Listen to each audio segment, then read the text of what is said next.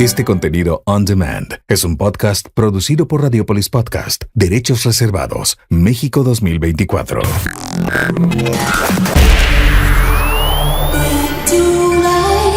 Marta de Baile W. 2024.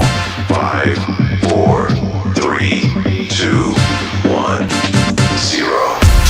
Nueva temporada. Número 1. En todo el cuadrante.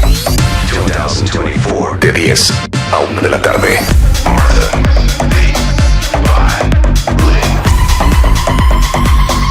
Nueva temporada. Solo por W Radio. Muy buenos días, cuentavientes. Bienvenidos. Esto es W Radio 96.9. Estamos en vivo a partir de este momento y hasta la 1 en punto de la tarde. Y ya saben ustedes que a nosotros en este programa nos encanta saber un poquito de muchísimas cosas. Y si algo nos gusta es aprender. Entonces hoy van a aprender de lujo y de alta relojería. Todos ustedes que son fans de los relojes, toda la audiencia de hombres que les encantaría tener más relojes de los que tienen y que cada vez que caminan por un centro comercial o una tienda están parados en el aparador viendo los relojes. Bueno, hoy van a aprender de relojes. Las mujeres que aman los relojes también, porque estamos en el Salón Internacional de Alta Relojería, que es el CIAR, que empezó ayer y termina mañana aquí en el St. Regis de la Ciudad de México. Voy a tener aparte nuestro programa normal, pero de repente vamos a tener entrevistitas con gente súper interesante que les va a explicar el mundo de la alta relojería. Así es que si ustedes están listos, chicos, nosotros también. Ya saben que en este programa, si algo hacemos, es divertirnos y aprender. Es que, ¿saben qué? Les digo una cosa. Este programa, si lo tuviéramos que bautizar, esto se llama edutainment. Education and entertainment. Yo tenía una sección así. Es un así. juego de palabras, edutainment. Muy bien. ¿Qué? Yo tenía una sección así hace 20 años. ¿Qué se llamaba? ¿Así? Edutainment. Cuando hacía yo los entretenimientos a bordo de la no, sí, sigue siendo ahora Mexicana de Aviación. Yo hacía los entretenimientos a bordo de Mexicana Aeroméxico y Volaris. Ay, es que Rebeca, eres tan internacional. Hace muchísimo tiempo. De veras, qué fuerte. Has hecho tantas cosas en tu vida. Y de tenía verdad. una sección que se llamaba Edutainment. Edutainment. Sí. Bueno, se vendía. Es que a nosotros, como de todo nos gusta saber en este programa, pues obviamente sabemos que muchos de ustedes se han vuelto expertos en tantas cosas. ¿Qué tal, Viésemos hacer, Pero ¿saben ¿sabes qué? qué? Pero ¿Qué? ¿sabes qué? Por nosotras. Claro. Por nosotras curiosas. Exacto. Por nosotras que andamos rascándole. Es que la curiosidad es lo mejor. Sí. No mató al gato, Marta. Pero 100%. Pero te digo una cosa, o no, Álvaro. O sea, los grandes investigadores de la ciencia son curiosos. Claro. Sí, son Quieren curiosos. saber, quieren entender. La gente Exacto. que hace research, o sea, que hace investigación, que hace, así se dice research. Sí, research. ¿Qué Research, ibas ¿no? a hacer? Claro. ¿Sí? ¿Research? No. No, research. Sí, investigación. pero eso es investigación. Claro, research. Research. Pero investigación también es investigation. Sí, no, pero eso es investigation ID, más de otro tipo de investigación. Ok, Research de Es- sacar conclusiones. Sí, la es parte esta. científica. Exacto, es de la así. parte científica es investigación. La de la pues es policía gente es muy investigation. curiosa, 100%. Y nosotros en este programa somos muy curiosos. Y si ustedes aman este programa es porque están enfermos de curiosidad. Exactamente. Y de todo les gusta Y que saber. también son hipocondríacos un poco. Exacto, también. De todo. Aparte, hoy vamos a empezar con algo médico, cuentavientes, porque de todo nos gusta saber. Y entonces, fíjense que está el día de hoy el doctor Álvaro Cabrera, que saben que es un gran hematólogo con entrenamiento en trasplante de médula ósea, es especialista en el tratamiento y vigilancia del cáncer, las enfermedades de la sangre durante el embarazo. Y fíjense que el Cancer Research Institute cada año diagnostica 400,000 casos de leucemia en el mundo. Ajá. Y justamente para entender mejor qué es la leucemia, ¿Qué es? ¿qué es la leucemia? Fíjate que el otro día que estaba yo hablando, le escribo a Álvaro, Ajá. porque tengo una prima muy querida ¿Qué tiene leucemia? en Tuxtla, pues tiene ahí una mezcla rara que se puede convertir en leucemia. Claro. Todavía no porque tiene aparte la leucemia es rarísima. Me acuerdo que una vez mi papá se fue a hacer un Examen. pues, un examen, pero de todo, así como un perfil completo. Ajá. Y le salieron las plaquetas bajísimas, ¿sí va? Sí. Sí. Y entonces le dijo el doctor, es que esto es un tipo de leucemia, Ajá. ¿no? pero no era una leucemia de Es que hay varios tipos. dramática, era una Catastrófica, leucemia, sí. exacto, que se tomó, ¿qué habrá tomado? ¿Unas pastillitas de quimio o algo? Sí, probablemente, o incluso algunas hasta solamente se vigilan. Exacto, y estaba perfecto, Sí, ¿no? sí. Digo, por si algún día les dan las plaquetas bajas y les da un microinfarto, Pero no necesariamente Sí. es eso, Marta. no necesariamente Ajá. es leucemia, ¿no? Bueno, entonces el día de hoy son clases de qué es la leucemia. Ok, arráncate, Álvaro. Porque nadie explica aparte como Álvaro. Te Ok. vamos a ir interrumpiendo por si tenemos dudas. Exacto, ¿Ok? porque esto es una clase. Exacto. Y el profesor tiene que contestar. Claro, Ok, completamente. vas. La primera es que la leucemia como tal, el nombre, Ajá. viene de sangre blanca. Ajá. Sabemos todos, es una mentira que nos hayan dicho que tenemos sangre azul, ¿no? Ajá, sí. Los príncipes no, tampoco la tienen, Pero a ver, es una ahí va, enfermedad. primera interrupción. ¿De dónde sale la historia, la leyenda de la sangre azul? No lo sé, pero existe una enfermedad que se llama metemoglobinemia, donde la sangre es azul. No manches. Yo creo que tiene que ver justamente con diferenciar a una persona quizá para hacerla como más, no sé si hacerlo un poquito más, identificarla como una persona quizá Noble. como seleccionada, como... Sí, pero ¿no será porque eran tan blancos los nobles? Que se veían las Mira, Que por venas ahí. entonces, azules. porque yo estoy viendo una vena aquí, la Ay, vena sí, de mi ahora ya muñeca, que es ¿de azul. qué color es? Sí, se ¿Es ve azul? Sí. Azul, sí. Pero a ti, ¿cómo se te ven? También. Bien rojas, qué bárbaro. Mira. Ok. La mía se ve café. La tuya se Sí. ve café. A ver, entonces, ok, ya cerramos. Entonces viene de sangre blanca, la Sangre palabra blanca. leucemia. Hace mucho tiempo, como sabemos todos, cuando sacaban sangre en 1800 y tantos, de eso viene de mucho tiempo antes, pero en 1800 un personaje que se llamaba Rudolf Virchow estaba viendo la sangre de muchos pacientes que tenían o que realmente tenían una enfermedad muy grave. Al sacar la sangre, comparaba esta sangre que tenía o la dejaba en un tubito y al dejarla ahí cuando se pasaba algún tiempo, se separaba la sangre en rojo, una línea blanca y luego amarillo. Ajá. Esto significa glóbulos rojos, glóbulos blancos y plasma. Ajá. ¿Qué significa esto? Que los glóbulos rojos, ¿no? Son los trabajadores, las células trabajadoras de nuestro cuerpo que llevan oxígeno a todos lados. Ujú. Pero alguien tiene que proteger ese tesoro que es el oxígeno que respiramos. ¿Quién lo protege? Los policías, que son justamente los glóbulos blancos. Imagínense que el 45% de la sangre, casi la mitad de la sangre, tiene que ser glóbulos rojos, o sea, los que transportan oxígeno, que es lo que requiere todo nuestro cuerpo. Ajá. ¿Cuántos litros tenemos? Nada más. Es Entre una 3 anotación. a 5 litros de sangre. La mitad tiene que ser glóbulos Rojos. Al menos glóbulos rojos. Y es importante esos glóbulos rojos porque llevan oxígeno principalmente al cerebro, ¿no? Porque es el que nunca descansa. Lo demás puede estar dormido, ¿no? Pero el cerebro no, nunca descansa. Entonces, 45% lleva ese oxígeno. El 1% son los policías que cuidan que nadie se robe el oxígeno. ¿Quién se lo puede robar? Virus, bacterias, parásitos, hongos, priones, lo que sea pueden robarse ese oxígeno. Entonces, cuida esa policía que son los glóbulos blancos. Entonces, cuando uno deja la sangre, cuando uno saca la sangre en el tubito y la deja puesta ahí, se divide y se ve rojo, una línea blanca y amarillo. Sí. Lo amarillo es el plasma. ¿Qué es el plasma? Agua, más proteínas, vitaminas, glucosa, todo lo que realmente nutre nuestro cuerpo va ahí. Pero las células que lo llevan, esa parte y se divide. El problema es que este personaje, Virchow se llama... O sea, pero lo rojo en el tubo es los glóbulos rojos. que llevan oxígeno. Luego está algo blanco. Una línea blanca. Que es... Los glóbulos blancos y plaquetas van ahí. Ok, y luego el plasma. El plasma. ¿Puedo hacer un paréntesis? Ajá. ¿Qué opinas tú que eres hematólogo? ¿Ya ven ese invento que te sacaban sangre, la Tu centrifugaban y te inyectaban tu plasma? Tiene una ¿Qué opinas tú de eso? utilidad. Todo tiene que ser comprobado científicamente. Ajá. Y por supuesto que existen algunos estudios, quizá no con la evidencia todavía en la que uno podría decir que es un tratamiento de primera línea, pero podría servir porque tiene una función en reinsertar esta parte de nuestra propia sangre para tener una función que necesitemos. Realmente todavía faltaría un poquito más de evidencia para que podamos recomendarla para todos. Ok, muy bien. Una vez que tenemos... Imagínense que este personaje, cuando estaba ahí en 1847, él vio que la sangre que estaba dejando en ese tubo no era roja, era blanca. Ok. Y entonces dijo, ¿por qué si toda la sangre que yo veo es roja, por qué ahora es blanca esta sangre que yo veo aquí?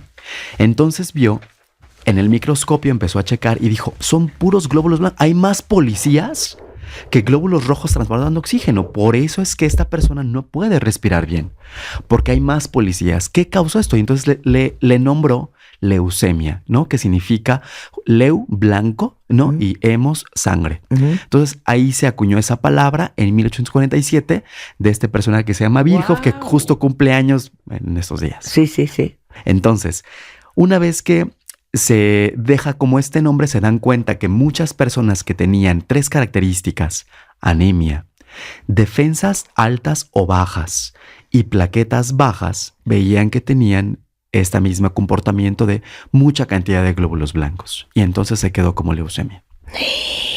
De ahí viene la palabra. Qué interesante. Sí. Luego entonces, ¿por qué pasa esto? Tiene varias causas, ¿no? Al momento es que, o lo que se sabe científicamente, es que esto funciona como cuando nosotros estamos jugando, no sé si recuerdan estos juegos que tenemos en las mesas que empujan 2 láminas para aventar una pelota. No sé si ven esa el parte. futbolito. Para que uno meta gol se requiere el pinball. El pinball. El pinball, cierto. ok. Para que uno meta gol, ¿no? Ajá. Para que algo pase, Ajá. tiene que pegar y rebotar hasta que llegue, ¿no? Hasta que llegue a ese. O sea, se tienen que dar varias cosas. Estas teorías se llaman teorías del doble o triple hit. Significa que cuando tú pegas, requiere que algo pase para que entre. Para que se forme leucemia requiere varias cosas, principalmente 3. 1, factores ambientales. O sea, que yo me exponga a tóxicos que van a llegar hasta mi médula ósea. La médula ósea que en los restaurantes y taquerías le llaman tuétano, ¿no? Sí. Esta médula ósea es donde se forma la sangre. La sangre no se forma ni en el hígado, ni en el corazón, ni nada. Se forma en la médula ósea o tuétano. En ese sitio tiene que llegar un tóxico hasta ese lugar a modificar el crecimiento regulado de nuestras células de la sangre. O sea, ya de fábrica viene mal. Sí, una que es la parte genética o la parte cromosómica viene desde o sea, somos... No, pero la fabricación de la sangre sí. se ve afectada. Se ve afectada. Por ese tóxico. Sí. ¿Qué puede ser qué? ¿Asbesto? Puede ser benceno, ¿no? Principalmente es uno de los más, pues, comprobados que venían en muchos químicos que teníamos para utilizar en nuestro cuerpo, cremas, todo. Y se ha ido Jabones, quitando claro. jabones, shampoos, y se ha ido tintes, y se ha ido quitando poco a poco, porque se sabe que este es un tóxico realmente importante para la médula ósea. Si yo tengo esa exposición a estos tóxicos, aparte, no solamente esto, la radiación, por ejemplo, ¿no? La contaminación, etcétera, toda la parte ambiental. Número 2, la parte genética. Algo en mi sangre genéticamente, o sea, en el DNA, ¿no? Ya viene alterado La o viene instrucción. modificado en donde si me tocas, salto, ¿no? Entonces, justamente en esa parte ya viene tocado. No a todos nos pasa, por eso es que no todos los que fuman les da cáncer, ¿no? Porque si requieres una información genética que te diga, si lo haces te va a pasar. En este caso la leucemia pasa. Este detonante a veces lo traemos genéticamente ya desde nuestras familias, que ni lo sabemos, ¿no? Pero nos pasa. Y entonces estas dos cosas se combinan, más algún otro precipitante en donde dice, aquí se desarrolló. Esto pasa, por ejemplo, con la diabetes. No sé si les pasa que escuchar que me espanté y me dio diabetes, claro. ¿no? Claro, ahí te diste cuenta que tenías diabetes porque fue el detonante para que subiera la glucosa que ya no se pudo regular. Esto mismo pasa con algunas enfermedades donde genéticamente hay predisposición, ambientalmente me está sucediendo alguna cosa y me expongo a otra donde un ya disparador surge. Por eso es la teoría del doble o triple hit, ¿no? Ya. Ahora, dime una cosa, y ahorita vamos a hablar de los tipos de leucemia. ¿Por qué uno de los cánceres más comunes en niños es la leucemia? Una información ahí clara o importante es que es el cáncer más común hasta los 35 años de edad. Principalmente en los niños, el 50% va a ser leucemia, principalmente linfoblástica aguda. Esta leucemia es la más letal también hasta los 45 años de edad. O sea, es importantísimo voltear a ver este tipo de enfermedades. ¿La leucemia es más importante en los niños o es más, o principalmente es frecuente? Porque recordemos que se requiere un factor detonante y muchas veces es una infección viral. No siempre la infección viral de la que conocemos, ¿no? Como virus de sincicial respiratorio. Sí, rotavirus. COVID, Sí. No. Hay otros virus diferentes en donde entran y modifican nuestro sistema inmunológico y hace que mi cuerpo se defienda. Es como cuando alguien me está moleste y en algún momento yo respondo, ¿no? Porque no siempre me voy a dejar en la escuela pegar, ¿no? Hasta que yo responda y que se calmen todos. La leucemia pasa lo mismo, o sea, estoy expuesto a infecciones de ciertos virus, como por ejemplo, hay un virus que se llama HTLV1, hay muchísimos virus, y estos virus, para no entrar en nombres raros de cada uno de los virus, lo que hacen estos virus es realmente estar molestando y modificando mi sistema inmunológico, y mi sistema inmunológico lo que hace es, ya no entres, hasta que dice, ya me cansaste, y entonces ahora yo me hago inmortal para que no vuelvas a entrar. Y entonces hace una pérdida de control mi sangre. Recuerden que todas las células de la sangre y todo nuestro cuerpo tienen funciones específicas, que es nacer, ¿no? Tener una función y morirse. Gracias a eso damos pie a que nuevas células vuelvan otra vez a formarse. Pero imagínense que una célula que está programada para nacer, tener una función y morir, como, ¿no? Un glóbulo blanco, ¿saben cuánto vive? ¿Cuánto? 8 horas. ¿Cómo? Es nada. Sí. Nada. Una plaqueta vive 9 días. Un glóbulo rojo vive 120 días. Pero los policías viven 8 horas. ¿Por qué? Porque todo el tiempo estamos expuestos a todo lo que nos contamina y entonces nuestras defensas tienen que estar protegiéndonos constantemente. Recordemos que en la parte de la infancia es cuando nos exponemos por primera vez a todos los virus. Y necesitamos vacunas para que no nos vaya a dar uno muy grave, ¿no? Entonces, ante la primera exposición a estos virus, no sabemos cómo nuestro cuerpo vaya a responder.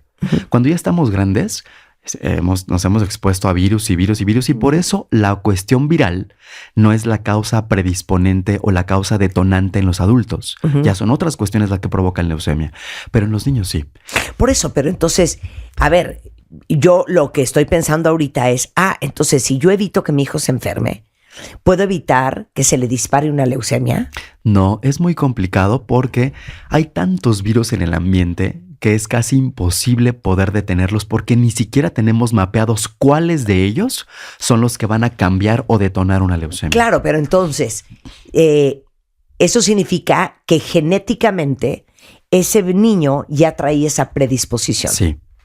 Incluso porque hay leucemias hasta en los bebés de 6 meses de edad, un año de edad. O sea, ya existe una predisposición muy grande en donde solamente algo le desencadenó y de ahí lo originó. Esa es la causa por la cual los niños principalmente tienen este tipo de leucemias. Ya, ahora, la leucemia en adultos.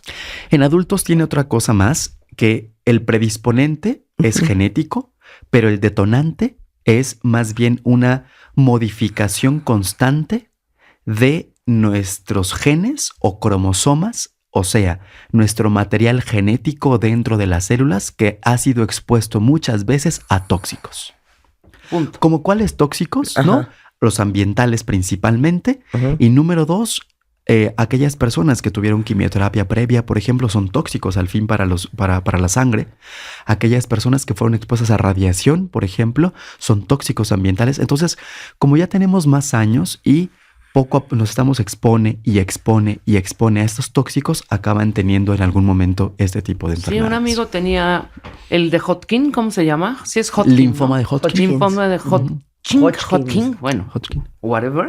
Sí, Hodgkin. Hodgkins. Y terminó con leucemia, ya no de tantas quimioterapias, claro, por supuesto. Por supuesto. Esta parte de estar expuestos constantemente a tóxicos ambientales, por ejemplo, incluso a la parte laboral, ¿no? Personas que se dedican a la construcción, personas que se dedican a la carpintería, personas que se dedican a utilizar solventes, a utilizar tiner, todo esto va causando problemas en nuestro cuerpo hasta que desencadena algún tipo de enfermedad. ¿Y quién no? ¿Saben quién es obsesiva de Es esto? muy Mi complicado. hermana la mayor. Sí, que todo es súper Todo el natural, día ¿no? me está mandando mensajes de el El detergente que uso, Sí, exacto. el jabón, la crema para la cara, el desmaquillante, el shampoo. O sea, todo el día está con el Sí, para que cuento en de los 2000 años tóxicos. digan, ¿saben qué? No hacía daño. Sí, exacto. Oye, ahora, dime otra cosa. no entiendo cómo funciona la leucemia, que es el cáncer en la sangre. Porque muchas veces cuando alguien tiene un tumor de cáncer, te dicen hizo metástasis. Uh-huh. O sea, que ese cáncer migró a otra parte. Y estoy pensando, ¿por qué si tienes leucemia no se te va el cáncer a todos lados si la sangre toca todos los órganos y es una sangre que en teoría está infectada? Es verdad. Una vez, ¿cómo empieza esto? Uh-huh. Empieza en la médula ósea, en los huesos.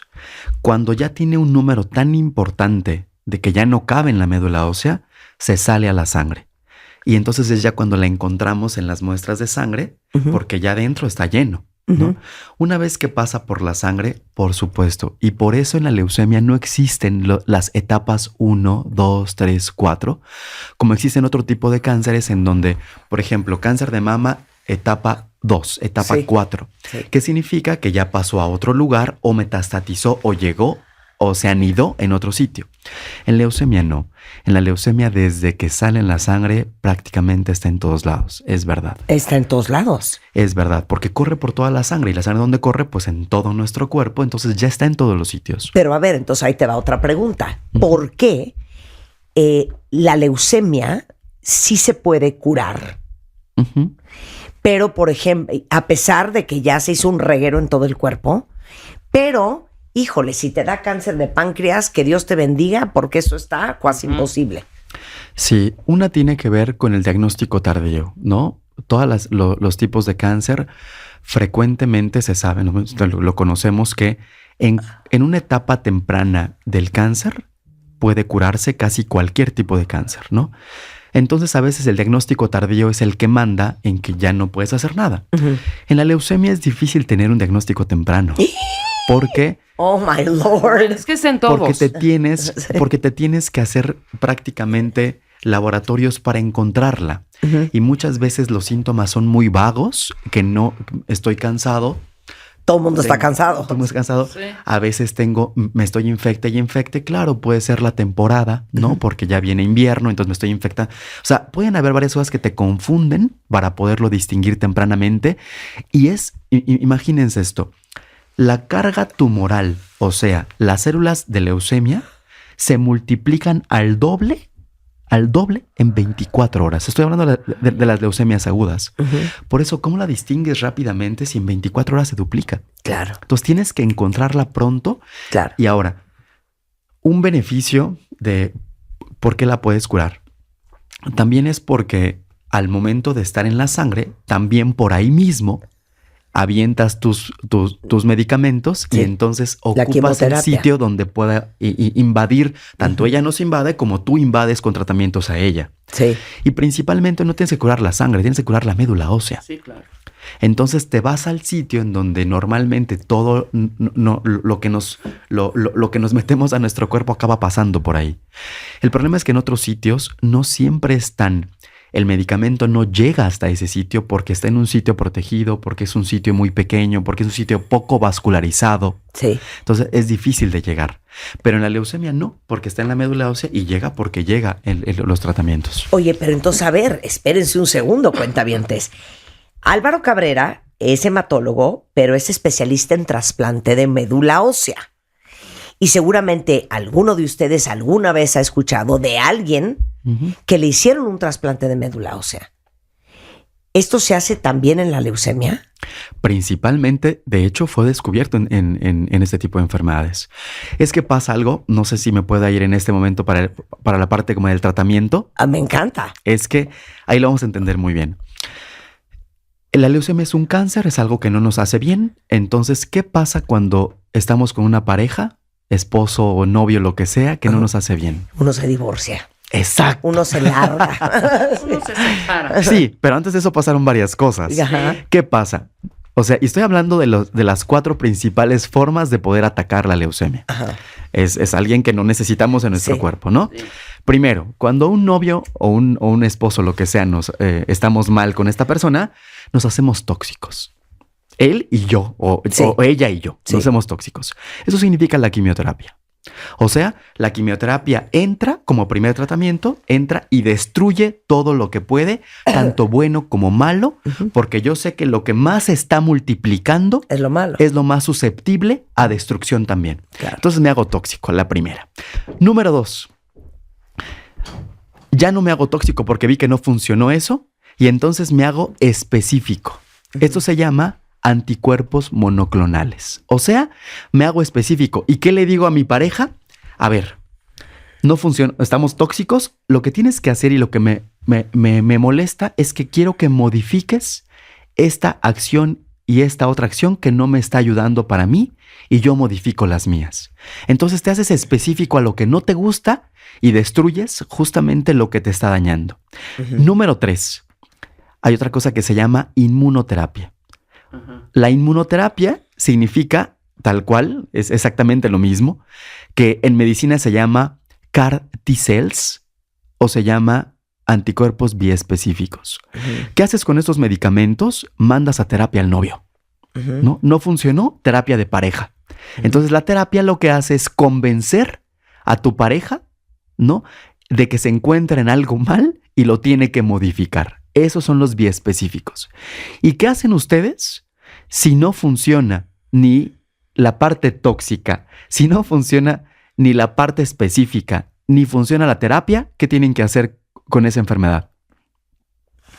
Cambiarla. Claro. Entonces lo que haces es cambias la médula ósea completamente, que ese es el trasplante de médula ósea, ¿no? Entonces el trasplante de médula ósea lo que se dedica o lo que hace, recuerden que no funciona el trasplante de médula ósea cuando se tiene todavía enfermedad.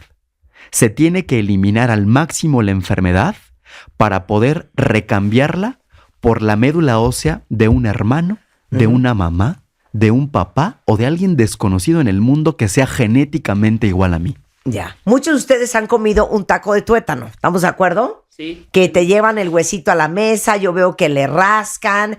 De hecho, en la tablita, en Loma Linda, te llevan el pedazo entero del hueso largo. Buenísimo. Y uno le va rascando. Y entonces, pues puede ser en un taco, puede ser derecho. Ajá.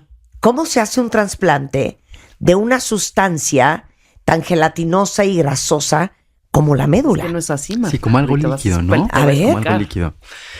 No pasa igual que los trasplantes que estamos acostumbrados a escuchar de corazón, donde cambias el órgano y pones Sí, otro, ¿no? exacto. No pasa así. ¿Qué pasa? Normalmente con ciertos medicamentos uno puede estimular a que el tuétano libere las células madre. Las células madre están ancladas al tuétano, están anidadas al tuétano, no se van de ahí. Una célula madre no puede andar corriendo en la circulación o en la sangre periférica, no puede. Tiene que estar anidada en los huesos. Una vez que está anidada en los huesos, ahí forma y se multiplica para tener otras nuevas células. Con medicamento podemos hacer que esta mamá o célula madre que se encuentra en la médula ósea se suelte.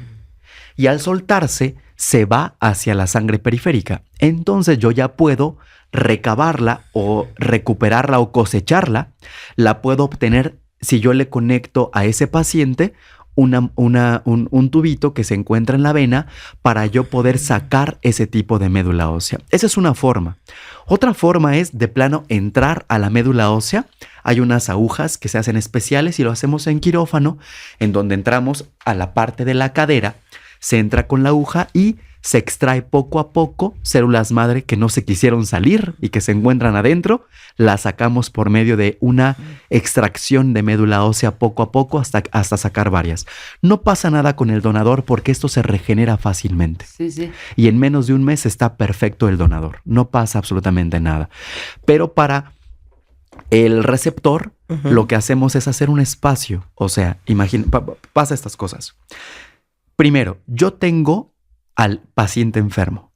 Lo tengo con la menor cantidad de leucemia posible porque ya le di quimioterapia, ya le di anticuerpos monoclonales, o sea, la parte específica que expliqué, ya le di biespecífico, lo que le haya dado y ya quedó muy poca leucemia o nada.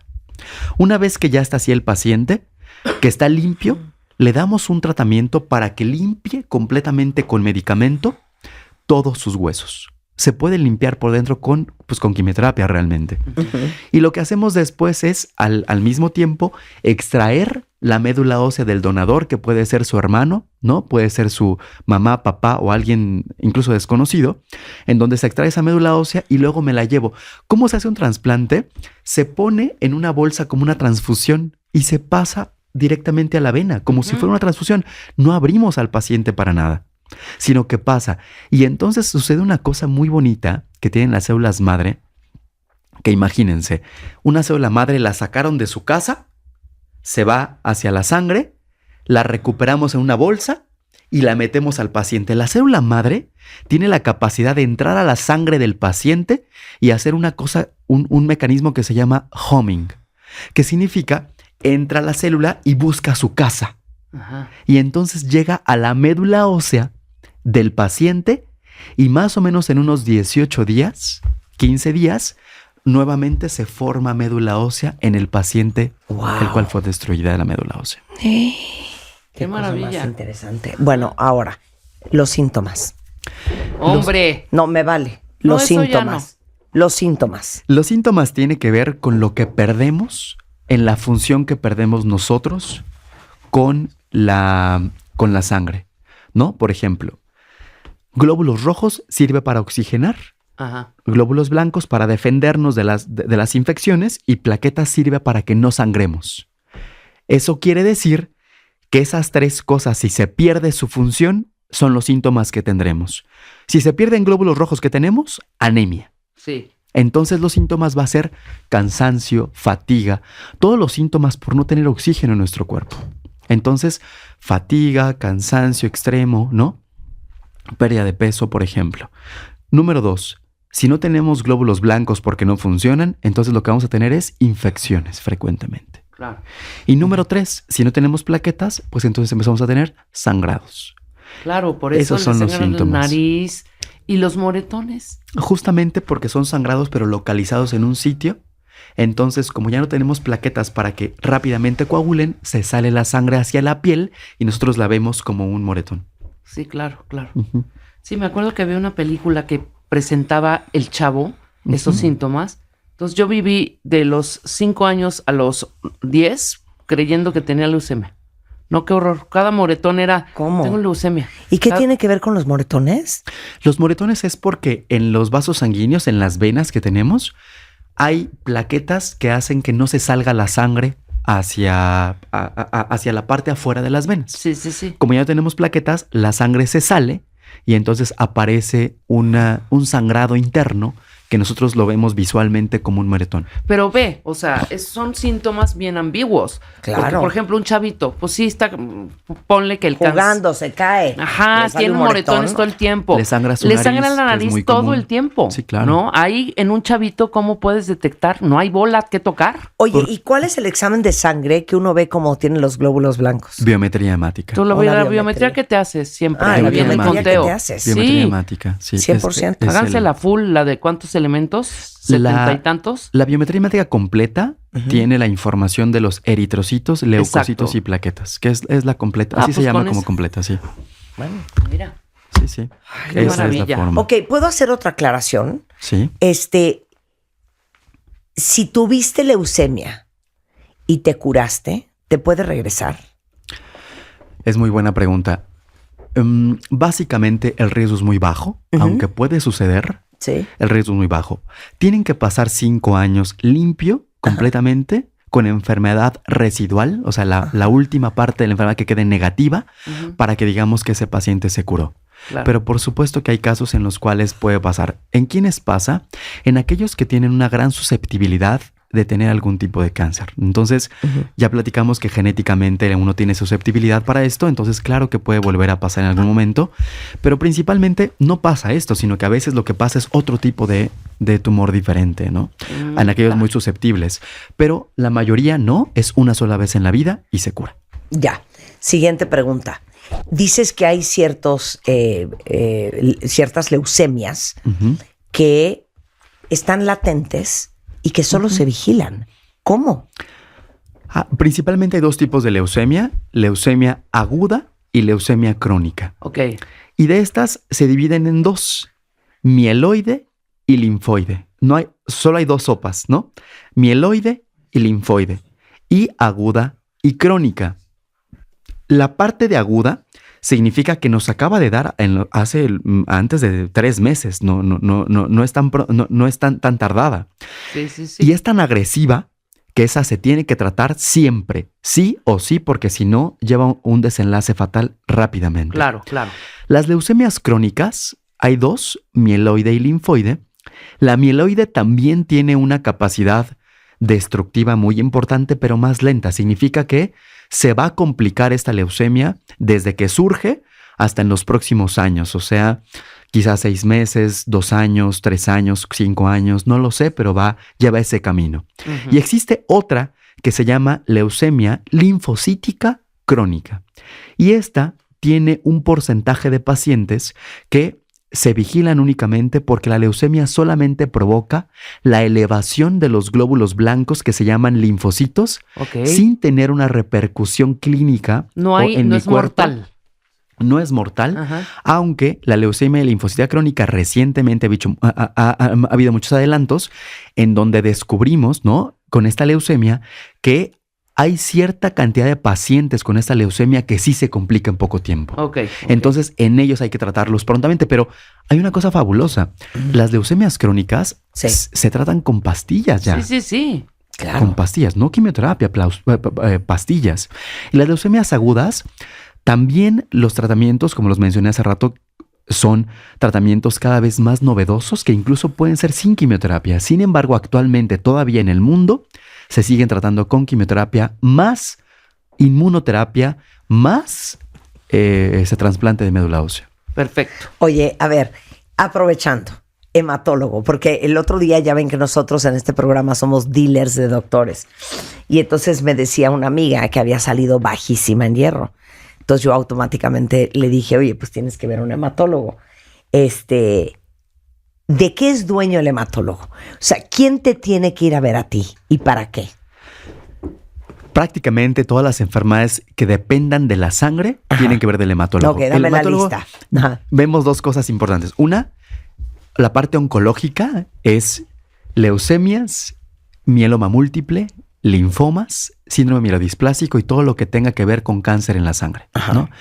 Y viene la parte benigna, que es la parte de trombosis, hemorragias y principalmente las alteraciones en las células, como por ejemplo eritrocitos, glóbulos rojos, ¿no? Cuando baja hacia anemia, cualquier paciente con anemia tiene que visitar un hematólogo. Plaquetas bajas o altas, glóbulos rojos bajos o altos y defensas bajas o altas. No siempre son oncológicos, no siempre es leucemia. Entonces habrá que dilucidar eso. La primera causa, el 40% de la población mundial tiene deficiencia de hierro. Es la enfermedad más prevalente del mundo. Yo no voy a hacer un examen de hierro. Hace mucho no me lo hago. A ti porque no te importa nada. Yo sí quiero ver cómo estoy de hierro. ¿En hierro no sale en la biometría? No sale en la biometría. No sale en la biometría. Ferritina tienes que pedir. Es que son 2 cosas diferentes. Una cosa es deficiencia de hierro y otra cosa es anemia. Sí, claro. La deficiencia de hierro puede o no desencadenar en anemia. Sí. Pero desde que está en deficiencia de hierro, y eso se diagnostica con una cosa que se llama ferritina, ¿sí? O cinética de hierro. Claro. Por eso es cuando dicen, tiene bajo el hierro, seguramente hay un sangrado. Sí. No, pero puedes estar baja en hierro y no tener anemia. No, pues te voy a decir una cosa. Bueno, perdón, hicimos una clase de eso. Sí, Tú y exacto. nosotros. Sí. Por ahí está el podcast. Ahorita se los pongo en Twitter para que sepan la diferencia. Por mis miomas, a mí, mi gine me dio hierro. Por los ¿Te dio miomas. hierro? Porque eran unas, cada mes era, también? hijo, mano. No solamente porque uno cuando está baja de hierro anda devastadamente agotada, pero el hierro tiene un impacto y eso a ti no te importa porque lo único que te importa es la médula. Pero esto también es importante. Sí. El hierro tiene un impacto en la salud del pelo. El cabello, la piel, no es importante. La fatiga. La mayoría... A ver, explica eso. ¿Por qué el hierro tiene una correlación tan importante con la salud de tu pelo? En el glóbulo rojo, adentro del glóbulo rojo, se requiere hierro sí o sí para transportar oxígeno. No se transporta si no hay hierro. Ajá. Sí. Entonces, cualquier parte de nuestro cuerpo ocupa oxígeno para funcionar. Si no tengo hierro, el oxígeno no llega y entonces no funciona. Y al no funcionar, entonces no tienes energía, porque ¿cómo se forma energía en nuestro cuerpo? Con dos cosas, oxígeno y glucosa, y azúcar, glucosa. Si no tengo oxígeno, no voy a formar energía. Entonces, al final, el hierro que atrapa el oxígeno, como no tienes hierro, no llega el oxígeno a los tejidos y entonces no se forma energía y entonces estoy todo el tiempo fatigado. ¿Y el pelo?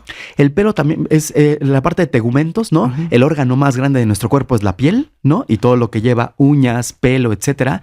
Y entonces se requiere muchísima cantidad de oxígeno para poder mantener funcionando adecuadamente toda nuestra piel también. Y entonces la piel se hace seca, las uñas se rompen, el pelo se fragmenta, ¿no? Y eso pasa muy seguido con los pacientes que tienen deficiencia de hierro antes de tener anemia incluso. No, por eso hay que checarse el hierro. Ya me voy a hacer ferritina. ¿Nada más ferritina me hago? Cinética de hierro y ferritina. Cinética de hierro y ferritina. Ferritina. Ya, me lo hago mañana. Diagnóstico y mañana menos de 30 de ferritina es deficiencia de hierro, sí o sí. En mujeres embarazadas, menos de 50 de ferritina se relaciona con eso, porque en las embarazadas, imagínense, el 40% de las mujeres embarazadas va a requerir hierro, o sea, un aporte extra de hierro siempre, porque va a desarrollar anemia. Pero el 100% de las mujeres embarazadas, otra vez, el 100% va a tener deficiencia de hierro. Se gastan 2,000 miligramos de hierro en un solo embarazo. Y si es gemelar, el doble. Imagínense entonces, ustedes. No hay forma en vía oral. Por eso las vitaminas prenatales. Sí, claro, pero eso solo se usa cuando la mujer no tiene anemia ni deficiencia de hierro. Solo es un aporte extra. Sí. Pero una mujer embarazada que piense que con las puras vitaminas va a solventar lo que su bebé requiere, no se va a poder. Oye, por eso te quedas devastada después de tener un bebé. Se te cae la mitad del pelo. O sea, estás destruida. Y das la parte de lactancia, cuando también das el hierro que te quedó, el nada. No, bueno, hasta los dientes. Sí, claro. Y luego la culpa es el marido. No lo es el hierro. Sí, 100%. Muy bien. Oye, entonces otra vez, hay que hacerse ferritina y... Cinética de hierro y una biometría hemática. Cinética de hierro y una biometría hemática. Mañana me hago todo, quiero averiguar cómo estoy. Bien. A mí me fascina, me encanta. ¿Tú no te quieres hacer una cinética de hierro? Justamente me lo acabo de hacer. ¿Te la acabas de hacer? Sí. ¿Y cómo saliste? Bien, porque ¿Sí? salí en mi chequeo de mis 48 años que cumplí el día siguiente que tú. ¡Ay, Ajá. felicidades! ¡Ay, Happy birthday! ¡You're a Libra! Sí, totalmente. Por eso nos amamos tanto. Totalmente, Es que los totalmente. Libras son muy sensacionales. Es magnetismo. Oye, pero a ver, eso es interesante. ¿Quién padece más de deficiencia de hierro? ¿Los hombres o las mujeres? Las mujeres. Sí, ¿verdad? Sí, las mujeres, y sobre todo por la parte menstrual, Exacto. es algo que Un es una pérdida. sangrerío, Es una un pérdida. Digo que por eso me Sí. mandó a Y mí. el a hacer- embarazo. me Claro, mandaron oye, hierro. pero ¿sabes qué? Otra cosa que me encantaría yo Aunque no hablar estaba baja. pero me con dijo, nuestro hematólogo. La deficiencia de hierro, la anemia y la menopausia. Ujú. ¿Hay una correlación? Claro, cuando uno llega a menopausia significa que ya tiene incluso periodos de sangrado menstrual que no siempre, no, a veces son muy abundantes, a Ajá. veces son menos, pero ya tengo yo en mi historial de Sí. haber tenido bebés Sí, mucho tiempo, de haber claro. tenido quizás cirugías en algún momento Ajá. y de haber tenido todavía la última parte de las menstruaciones.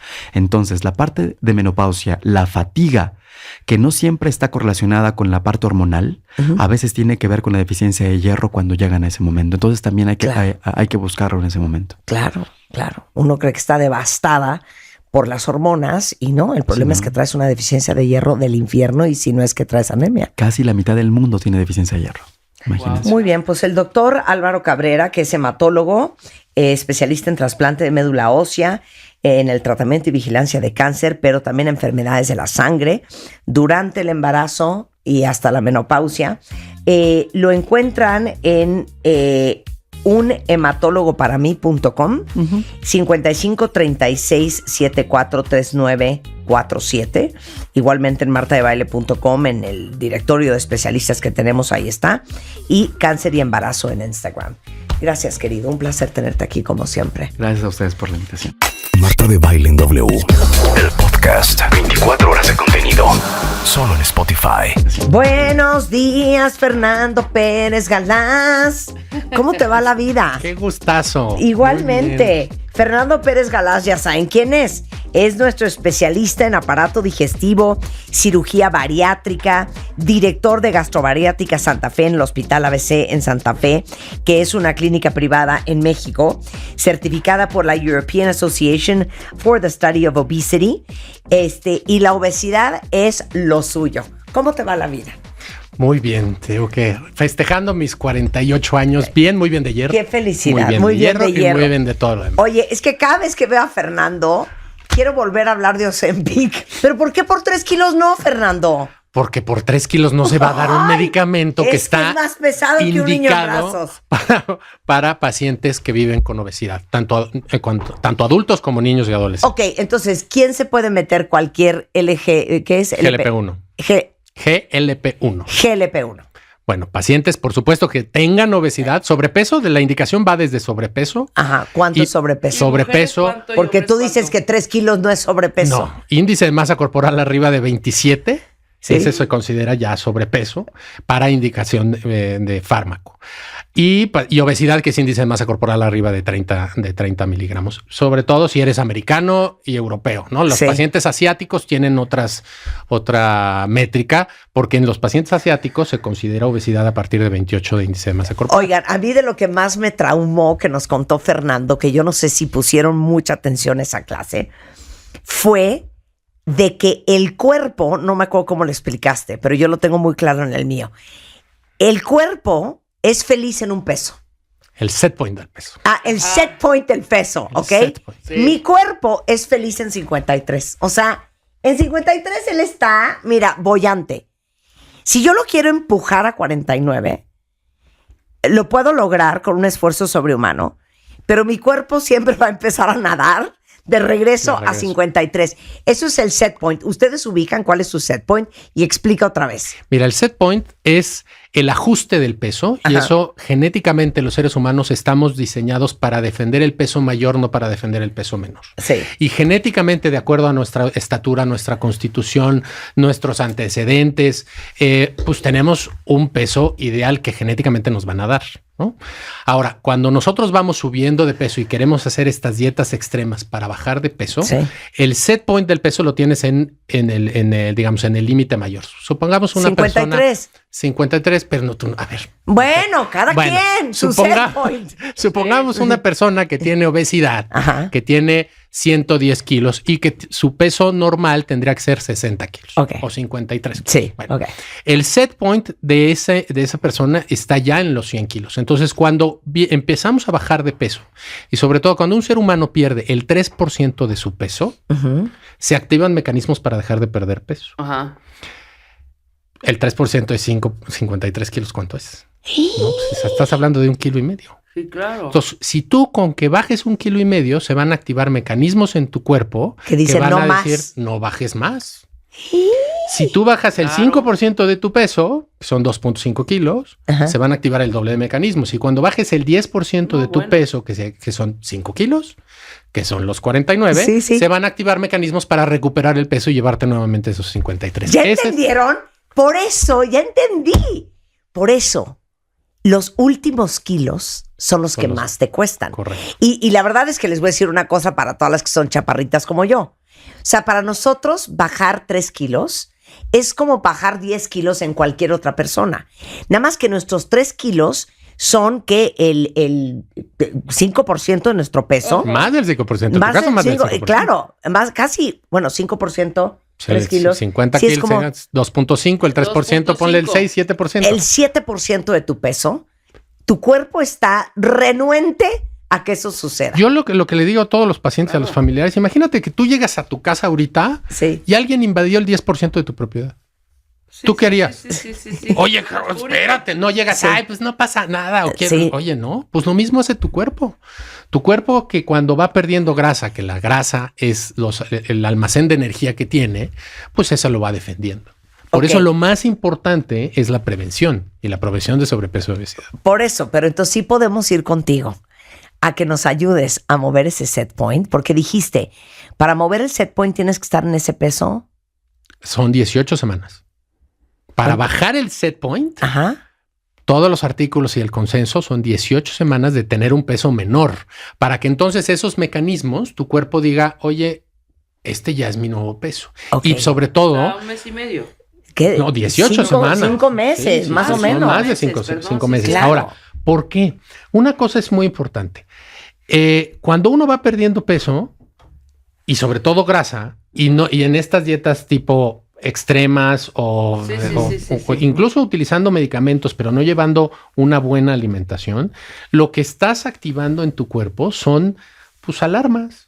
Tu cuerpo está perdiendo energía, Claro. tú está perdiendo músculo, y entonces cuando tú empieces a consumir exceso de calorías, lo va a reservar. Ese es el ciclo de la pérdida de ganancia. Ahora, en relación a los medicamentos, todas las revisiones que hemos tenido hasta ahorita de pacientes que usan medicamento y lo suspenden, el 100% tienen reganancia de peso.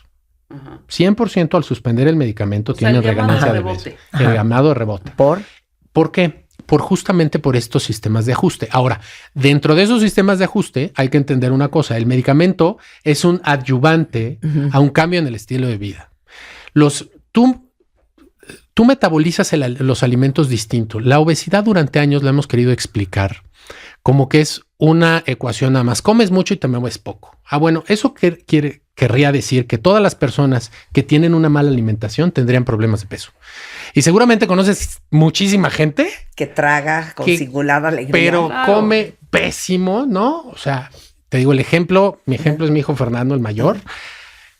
Tiene el metabolismo de mi papá y de su abuelo materno, que pueden comer bueno, a la verdura no se le echan ni en los tacos. Sí. ¿no? Entonces, tienen una pésima alimentación, pero son así. Sí, están flacos. Flaquitos. Si yo no me cuido, Sí. pues yo me dejo ir porque yo tengo el metabolismo de la familia de mi mamá, que somos más grandecitos, ¿no? Entonces, si uno no se cuida. Ahora, los medicamentos, si tú no llevas una nutrición adecuada y actividad, sí, que no es dieta y ejercicio, porque la dieta y ejercicio implica restricción y temporalidad. Sí. O sea, ¿cuánto tiempo lo vamos a hacer? La de los licuados, la cetogénica, Sí. la keto, la que tú me digas. 3 meses, ok, 3 meses. Pero después del 3 meses más un Sí. día, entonces yo dejo de hacer eso, Y consumo vámonos y para entonces arriba. viene, Vas para viene arriba. el rebote. Bueno, hoy vamos a hablar de algo que no habíamos hablado con Fernando, que es el serio problema que tenemos en México de obesidad en los niños. Imagínense ustedes que en México hay más niños obesos que en ninguna otra parte del mundo. Eso es una cosa muy seria porque no solamente afecta a su niñez, va a afectar también su vida adulta. Imagínense estas cifras. Los niños con obesidad tienen 5 veces más probabilidad de ser adultos con obesidad comparado con niños que no tienen sobrepeso ni obesidad. Es un problema muy serio, Fernando, y cada vez lo vemos más. Mira, y por desgracia, no hay ninguna parte del mundo que haya, ningún país que haya ni siquiera entrado a una meseta en la tendencia de crecimiento de obesidad, tanto en adultos como niños. Por desgracia, nuestro país es el primer país del mundo con obesidad infantil. Y esto, independientemente de lo chocante que es esta cifra, tú tienes que ver lo que nos viene en el futuro, Marta. Claro. Porque si somos hoy el primer lugar en el mundo con obesidad infantil, los siguientes años vamos a ser el primer lugar en el mundo con adolescentes con obesidad y con adultos con obesidad y con muertes prematuras. Claro. Hacia allá vamos. Oye, entonces y tenemos que creo hacer. que somos, creo que primer lugar también o segundo de diabetes infantil. Somos el primer lugar en diabetes infantil. Primer lugar en diabetes infantil, tipo 2. Tipo 2. Ok, escuchen esto nada más. El consumo de calorías líquidas en los niños mexicanos, refrescos, bebidas azucaradas, jugos, lácteos azucarados, representan entre el 25 y el 45% de las calorías consumidas por un niño. Eso significa que casi la mitad de las calorías de sus hijos vienen de los líquidos que están tomando llenos de azúcar. De juguitos, de las lechitas, de lo que se compran en el recreo. Sí. De eso viene el 50% de las calorías que un niño está ingiriendo en México. La recomendación de la Organización Mundial de la Salud es menos del 20%. Y en México representa el 50%. Nuestro país es el principal consumidor de bebidas azucaradas en el mundo. Sí, Claro. o sea, refrescos. Y lo que tú puedes ver, que esto no lo debemos de permitir, Marta, es que veamos niños de 2, 3, 4, 5 años tomando refrescos, como si hidratándose con refrescos Claro. y bebidas O azucaradas. jugos. O jugos, ¿no? Lo que piensan, oye, pues es que es sano. No, es que un jugo de mango, perdón, es que ¿cómo creen? Y después néctar, ¿no? No, néctar de durazno, es que ¿de qué me están hablando? A ver, yo siempre les he dicho, de lo que más me gusta a mí es el jugo de naranja. No me tomo un jugo de naranja ni amarrada, con eso se los digo todo. Porque eso y una montaña de azúcar es exactamente lo mismo. Totalmente. ¿No? Totalmente. Ahora, dime una cosa, ¿por qué hay una correlación entre niños obesos que acaban siendo adultos obesos? O sea, ¿cómo es la fisiología de la Fíjate que obesidad? es un tema bastante interesante porque tiene que ver con distintos aspectos. Tiene que ver con el aspecto fisiológico de empezar con obesidad infantil. Simplemente el tener obesidad durante la adolescencia te da hasta 5 veces más riesgo de padecer obesidad cuando eres adulto. ¿Por qué? Varias cosas. Uno, se va a afectar desde antes tu sistema. El aumento de grasa en el cuerpo es una enfermedad que produce adiposidad, ¿no? La obesidad es una enfermedad, es una adiposopatía. Esa sería la palabra correcta.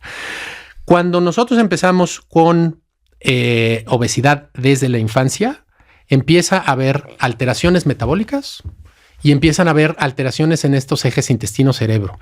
Eso es por un lado, en la parte metabólica. Por la parte psicológica y por la parte de hábitos, esto es algo interesante porque mucha gente dice, bueno, cuando se estire va a bajar de peso. Pero si tú tienes un niño que nunca no ha tenido una buena alimentación nutritiva, ¿no? Y que está acostumbrado a tener el 50% de sus alimentos azucarados en bebidas líquidas, el 50% de sus calorías, pues ¿qué crees que va a pasar con ese adolescente cuando se estire? Aunque baje de peso porque va a aumentar su talla, pues va a seguir siendo un adolescente que tenga unos pésimos hábitos alimenticios. Y entonces, ¿qué pasa? Lo que vemos, viene el niño con sobrepeso, que fíjate que dentro de los tratamientos que usamos cuando vienen niños con sobrepeso, no es necesariamente hacerlos que bajen de peso, sino es mantenerlos en ese peso para que la curva de crecimiento los vaya alcanzando, ¿no? Te estoy hablando de niños entre 8 y 10 años, ¿no? Por ejemplo. Los niños, las niñas tienen un periodo de crecimiento rápido a partir de los 10 años, entre los 10 y los 12 años, y los hombres entre los 12 y los 14 años. Entonces, una parte del tratamiento es irlos aguantando, que no vayan subiendo de peso, irlos siguiendo, para que cuando lleguen a ese periodo de crecimiento rápido, pues entonces tengan justamente disminución. Se emparejen. Claro. Pero tienes que ir trabajando con los hábitos alimenticios, no solo del niño, sino de la familia, ¿sí? Porque una de las cosas que pasa cuando un niño en esa familia tiene obesidad y es que todos pueden comer el juguito, pero tú no. Entonces lo quitan y eso viene en la parte afectando también la esfera psicológica de ese niño. Entonces te digo, se empieza como que a enredar porque no es solamente la parte fisiológica. Algo importante, la vida intrauterina. Por vía epigenética, el peso de la madre afecta en la probabilidad que pueda tener el niño desde infante a tener obesidad, a tener adolescente y adulto, ¿no? Entonces hay que cuidar todos esos aspectos. Oye, pero a ver, dime una cosa. Y vamos a hablar de la infancia de todos. Yo me escondía en un closet con un bote de crema de cacahuate y una cuchara a los 5 años, o hacía escalerita con los cajones de la cocina para alcanzar los chocorroles. Y mi mamá, que es muy delgada, siempre me regañaba. ¿Qué traes en la boca? ¿Ahora qué estás comiendo? Y entonces todo el día el cuento era mi peso, lo cual fue súper traumático, ¿no? Claro. Y obviamente cuando fui adolescente me llevó a cuánto doctor y cuánta pastilla me pudieron haber metido. Bueno, yo me metía anfetaminas, hormona tiroidea, bueno, hasta gonadotropina coriónica o como se llame, inyectada. Sí. O sea, unos horrores. Pero mi mamá estaba obsesionada con que yo estuviera delgada. Y hoy en día hemos aprendido que tenemos que ser muy cuidadosos con hablar del cuerpo de los demás en frente de nuestros hijos. y de nuestras hijas, porque lo último que queremos es causarles un trauma con su imagen física y causarles un desorden alimenticio. Trastorno y que de la conducta alimentaria. Por nuestra culpa acaben sintiendo trastorno de atracón o bulimia o anorexia, etcétera, etcétera. Todo esto para decirte, ¿cómo proteges el autoestima y la imagen y la autoimagen de tu hija o de tu hijo? Y hacerlo sentir orgulloso del cuerpo que tiene. Y ponerlo a dieta. Mira, está muy difícil. Qué difícil, pero yo creo que hay que separar dos cosas. Uno, hay que entender que la obesidad es una enfermedad. Eso hay que entenderlo, porque en el momento que lo entendamos así, vamos a prevenirla mucho mejor. Uh-huh. Y entonces, dentro de la prevención, la obesidad es una enfermedad que está producida por 4 grupos grandes de causas. No es una enfermedad genética. Hay que también entender que hay pues una diferencia de cuerpos tremendos, ¿no? Pues a mí, te lo digo, yo soy más ancho, ¿no? Que mis primos que salieron más genética del abuelo Ramón, que son mucho más delgados, ¿no? Sí. Ahora, si tú vas a presionar a tu hijo para que tenga la misma composición corporal que el primo, pues ahí la que está mal es los de arriba, ¿no? Sí. Entonces, lo que tenemos que cuidar, número 2, es eso. Ahora, lo segundo es ir vigilando ese crecimiento del niño en relación a las tablas de peso y a las métricas que miden perfectamente bien los pediatras. Y si ya tiene obesidad ese niño, ¿sí? Lo que tenemos que justamente protegerle es la autoestima y hacer que ese niño entienda que tiene una enfermedad, así como si tuviera diabetes infantil, claro, pues también tendría que entender ese niño que tiene obesidad. Y eso es justamente lo que muchos trabajamos en las clínicas con la parte psicológica. Claro. Porque cuando el niño entiende qué le está pasando, entonces también participa dentro de su propio tratamiento. Y lo que te decía de estas 4 grupos de causas es genética, es metabólica, es psicológica, es social y es ambiental. Entonces, dentro del control ambiental, era lo que te decía. De la familia. De la familia. Tú no puedes tener una familia, o me ha pasado hasta al revés, ¿no? La familia que padre y madre tienen obesidad, pero quieren que el hijo que tuvo algún problema en la escuela porque no lo eligieron a un partido de fútbol por su tamaño, pues entonces él se ponga a dieta. Pero entonces el niño que tiene una mala alimentación desde chico va a ser el único que tú ensalada, pero nosotros comemos esto. Entonces tenemos que cambiar el ambiente. Claro. Entonces yo diría que la venta es un tema de salud porque es una enfermedad y no es un tema de vanidad o de porque lo delgado es más bonito que lo robusto. Es un tema de salud. Es totalmente un tema de salud. Por eso te digo, en la definición de la enfermedad de la obesidad, nada tiene que ver el peso. Sí. O sea, tú lees la definición de enfermedad y en ningún momento te dice el peso. El peso lo utilizamos pues para poner características, nada más de índice de masa corporal 1, 2, 3, 4, lo que tú quieras. La enfermedad es una enfermedad del tejido adiposo, de la adiposidad en el cuerpo. Por eso se llama una adiposopatía, ¿no? El tejido adiposo acumulado genera un proceso inflamatorio. ¿Qué pasa en los niños a diferencia de los adultos? Un adulto necesita más porcentaje de grasa y más tiempo de tener ese porcentaje de grasa visceral para padecer una enfermedad. En un niño el porcentaje de grasa es menor y el tiempo de evolución es menor. Entonces, si tú tienes un niño que tiene obesidad infantil, por eso te decía que estos números que mencionaste al principio son impactantes. Porque si tú tienes un niño hoy que tiene obesidad a los 10 años, va a ser un adolescente a los 18 que tenga diabetes y resistencia a la insulina, y va a ser un adulto joven que a los 35, 40 va a padecer todas las complicaciones de tener diabetes y se va a morir a los 50, 60 años. En Chiapas, por ejemplo, hay una alerta sanitaria porque hay niños de 2 años, Marta, tomando refrescos que se hidratan con bebidas azucaradas y a los 10 años debutan con diabetes. Un niño que a los 10 años, y sobre todo son trampas de pobreza, ¿no? En esos estados. Claro. Un niño a los 10 años que debute con diabetes tipo 2, se va a morir a los 30, Marta. Y en el inter, cuando nosotros sabemos que las complicaciones de diabetes se ven después de los 10 o 12 años de padecerla, pues vas a tener todas las complicaciones que ya sabemos. Esta es la primera generación que va a enterrar a sus hijos. Eso es un dato durísimo.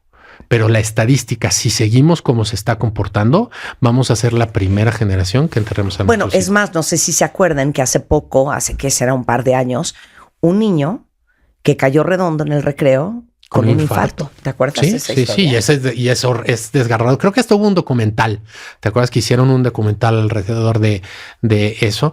Pero pues es realmente es tremendo. Y eso deja tú un infarto porque eso va a ser pues una noticia más grande. Pero hígado graso, la prevalencia de hígado graso, Marta, que estamos viendo en adolescentes, pero eso es terrible.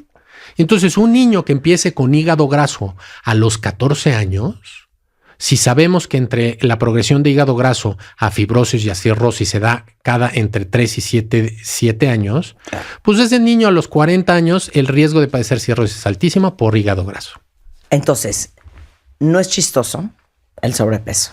No. Porque mucha gente cree que es que uno es fatphobic, ¿no? Que tienes fobia a la gordura. Y si lo vemos como una enfermedad y si entendemos, porque lo hemos explicado de todas las maneras posibles, el impacto que tiene, nada más pensemos en una sola cosa, la grasa visceral, el impacto que tienen los órganos, la gente que está muy panzona, que significa que tiene mucha grasa alrededor de los órganos. Alrededor de los órganos, y esos órganos se van inflamando. Y se va a inflamar, claro. Oye, entonces, en la clínica, que les digo que está en el hospital ABC, es un manejo multidisciplinario, porque no solamente es la parte médica, sino también la parte emocional y psicológica. Sí, desde luego. A los pacientes, a todos los pacientes y mucho más a niños y adolescentes, tenemos que hacer una evaluación integral. Y las guías internacionales te dicen que tienes que tener una evaluación integral y una evaluación multidisciplinaria. En esta evaluación hacemos una historia clínica extensa por parte del bariatra clínico. Después te ve, por supuesto, la endocrinóloga, la psicóloga. Se hacen una serie de pruebas psicológicas de ansiedad, de depresión, de personalidad, ¿no? El médico del deporte es fundamental porque el tratamiento de la obesidad no es dieta y ejercicio, es nutrición y actividad. Simplemente desde que cambias la semántica, cambia mucho el significado. ¿Por qué? Porque te decía, la dieta implica restricción y temporalidad. A ver, ¿cuánto vamos a hacer esto y cuánto tiempo? Sí. La nutrición es un continuo. Sí. Si tú sabes y le haces entender a ese niño y a ese adolescente que, a ver, tus amigos, fulanito o tu propio hermano, pues tiene otro metabolismo. Tú tienes este metabolismo, ¿sí? Y entonces tú vas a metabolizar distinto esos alimentos. Por eso tu nutrición tiene que ser así. Que no significa vivir a dieta, porque sobre todo en los pacientes que tienen trastornos con atracón o conductas alimentarias de riesgo, las restricciones generan conducta compensatoria. Claro. Entonces sí lo hago perfecto, pero en el momento que no me escogieron en la escuela para el partido que yo quería o que no me habló el niño que yo quería, bueno, pues en ese momento me siento yo mal emocionalmente y entonces recurro a la comida. Entonces, todos esos aspectos son fundamentales en el tratamiento. Ahora, en el aspecto farmacológico, lo que utilizamos son medicamentos, los GLP-1. Los GLP-1, dentro de las cosas que se han visto que sí, por supuesto, solamente hay dos que hay estudios científicos y están aprobados por FDA y COFEPRIS para el tratamiento de obesidad infantil y obesidad en adolescentes, que es liraglutida, que es Saxenda, y semaglutida, ¿no? Estos GLP-1 lo que hacen es alterar los sistemas de recompensa en el cerebro. O sea, hay 3 efectos que hacen estos medicamentos y dentro del más importante es que en la utilización a largo plazo es que alteran los sistemas de recompensa en el cerebro. Entonces, ese paciente que es comedor emocional, que aquí también hemos hablado de los fenotipos de la obesidad, el paciente que es comedor emocional, cuando tiene cuando está utilizando GLP-1, esos alteraciones o ese refugio en la comida es mejor controlado. Por eso damos ese tipo de fármacos. Ya, ok. Nada más me tienes que contestar una pregunta. Para todos los que dicen, no, es que sí tengo que llevar a mi hija o a mi hijo porque estoy preocupada por su salud. Es un tema de salud. No es un tema de vanidad. Ya pongo la vanidad a un lado. Desde es luego. un tema de salud, porque tú no quieres que tu hija o tu hijo acabe a los 17 años con diabetes tipo 2 o con resistencia a la insulina, o ahí te va otra, con ovario poliquístico. Ujú. Otra variante. O con reemplazo de cadera o de rodilla. O de rodilla, o Porque con fisuras en los pies, Claro. porque está cargando muchísimo peso. ¿Cómo se lo vendes? Ya, hoy en la tarde voy a sentarme con mi hija y le voy a decir qué. justamente que, oye, esto no se trata del peso, esto no se trata, yo te quiero y te amo, así seas blanca, amarilla, te pintes el pelo de otro color, pero esto, así como si tú te cortas y estuvieras sangrando y te tengo que llevar con un doctor, ahorita tú estás teniendo un problema de aumento de adiposidad en tu cuerpo que tenemos que darle una revisada. Eso yo creo, así yo sería como lo manejaría, y eso es lo que recomiendo. No hagan, por favor, comparaciones con el hermano, con el primo, ¿no? ¿Por qué no te pareces más a fulanito de tal? No hagan esas comparaciones, ¿no? Hay que entenderlo. También cambien el ambiente dentro de su propia, dentro de casa, ¿no? Si a ti como papá te ven toda la tarde cuando llegas del trabajo estresado en TikTok, pues ¿qué crees que va a hacer tu hijo toda la tarde? Claro. Entonces también el ejemplo, la palabra empuja, Marta, Claro. pero el ejemplo arrastra. 100%. Y ya lo que hemos dicho siempre, los niños no comen lo que no hay. Y es hasta de cómo hacemos el súper en casa. Es lo que tenemos disponible para nuestros hijos. Sí. Yo siempre pongo el ejemplo. No hay nada más delicioso que una milanesa de pollo empanizada y frita en aceite. Deliciosa. Es espectacular. Y con limón y sal, bueno, olvídense. Sí, pero eso en mi casa no se come. Y no quiere decir que esté restringido. Claro, No, pero oye, claro. esto no va a ser. No Pan va a de ser todos los pan días. de todos los días. Claro, No va a ser papas a la recurrente. francesa todos los ¿no? días, 100%. Oye, un chocolate, perfecto. Sí. Simplemente, y esto lo hemos hablado también con Armando Barriguete. El postre, antes el pastel de cumpleaños, pues Sí. era por vamos a comer pastel en tu cumpleaños. Sí, sí. ¿no? Solamente Claro. se comía pastel una vez al Sí, año, sí, o se sí. comía, y ahorita Sí. pues cualquier pretexto es bueno, ¿no? Entonces Sí, yo creo que hay que 100%. ponerlo todo en su justo medio. Por eso el control ambiental es importantísimo. Y les voy a decir una cosa. Fernando Pérez Galás, aparte de ser el director de gastrobariátrica en Santa Fe, en el Hospital ABC, tiene una fundación que se llama Fundación Obesidades para todos los que tienen escasos recursos y necesitan ayuda. También se pueden acercar a la fundación. Y justo ahorita, y aprovecho la mención de la fundación, quiero compartirte, Marta, que se publicaron justamente la semana pasada en una revista europea, las guías mexicanas, las nuevas guías mexicanas para el tratamiento de la obesidad.